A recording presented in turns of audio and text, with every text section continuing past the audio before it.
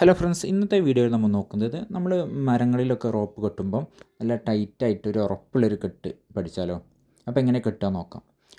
അപ്പോൾ നമ്മൾ റോപ്പിൻ്റെ എൻഡ് ഭാഗം ഇതേപോലെ കുറച്ച് നീളത്തിൽ ഇങ്ങനെ എടുത്തിട്ട് ഇങ്ങനെ മടക്കി വെക്കുക.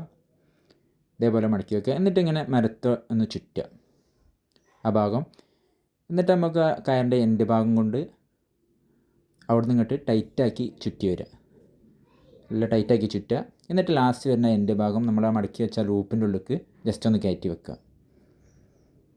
ഇവിടെ ഈ ഭാഗം വലിച്ചാൽ ഇവിടെ കെട്ട് നല്ല ടൈറ്റ് ആവും, ആ കെട്ടവിടെ ലോക്കാവും.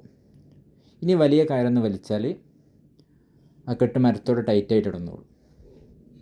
ഇനിയിപ്പോൾ എങ്ങനെ വലിച്ചാലും ആ കെട്ട് അഴിയില്ല. ഓക്കെ,